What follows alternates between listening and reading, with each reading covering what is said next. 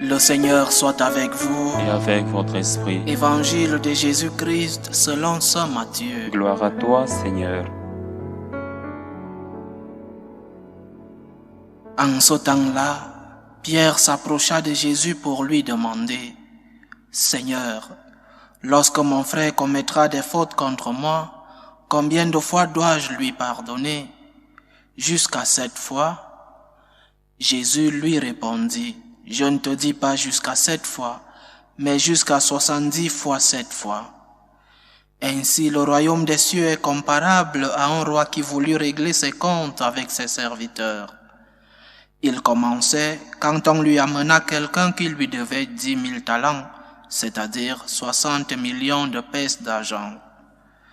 Comme cet homme n'avait pas de quoi rembourser, le maître ordonna de le vendre avec sa femme, ses enfants et tous ses biens en remboursement de sa dette. Alors, tombant à ses pieds, le serviteur demeurait prosterné et disait: Prends patience envers moi et je te rembourserai tout. Saisi de compassion, le maître de ce serviteur le laissa partir et lui remit sa dette. Mais en sortant, ce serviteur trouva un de ses compagnons qui lui devait 100 pièces d'argent. Il se jeta sur lui pour l'étrangler en disant: Rembourse ta dette. Alors, tombant à ses pieds, son compagnon le suppliait: Prends patience envers moi et je te rembourserai. Mais l'autre refusa et le fit jeter en prison jusqu'à ce qu'il ait remboursé ce qu'il devait.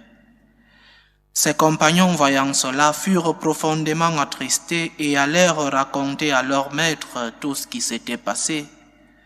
Alors celui-ci le fit appeler et lui dit: Serviteur mauvais, je t'avais remis toute cette dette parce que tu m'avais supplié.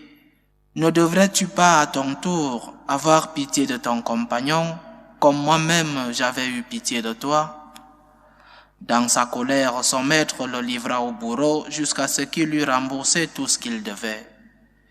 C'est ainsi que mon Père du ciel vous traitera si chacun de vous ne pardonne pas à son frère du fond du cœur.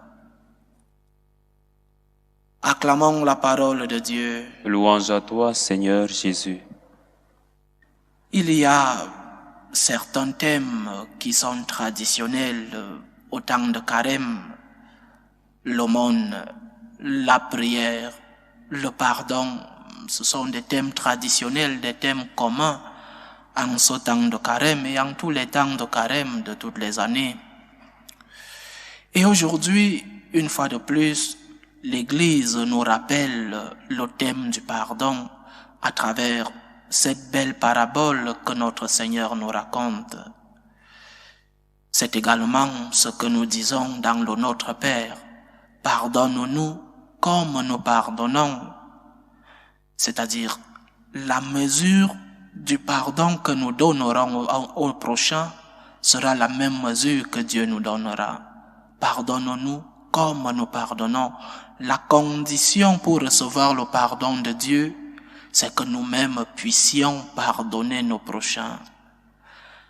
Mais nous oublions parfois que nous avons besoin de pardon. Cela est causé par le manque du sens de culpabilité, le manque du sens du péché. Nous sommes tombés dans cette hérésie moderniste qui consiste à dire que le mal n'existe pas, ou alors s'il existait, il n'existe plus, que Dieu est si bon qu'il ferme les yeux quand nous commettons le mal. Mes chers frères et sœurs, la cause de cela, c'est notre incapacité, c'est notre manque de conscience du mal que nous faisons. Et cette hérésie nous fait du mal.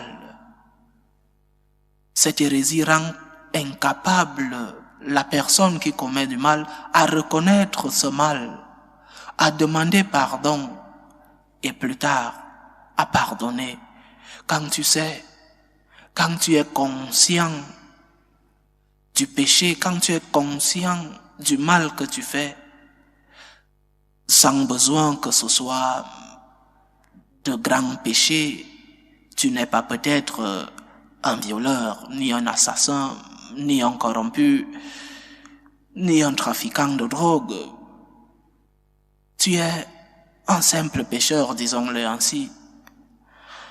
Mais même ces péchés, qu'ils soient véniels, sont des offenses contre Dieu. Nous avons besoin de pardon. Et nous en avons besoin parce que si nous ne sommes pas pardonnés, nous portons une charge en nous. Nous avons ce besoin parce que nous recevons ce pardon seulement si nous sommes capables de pardonner.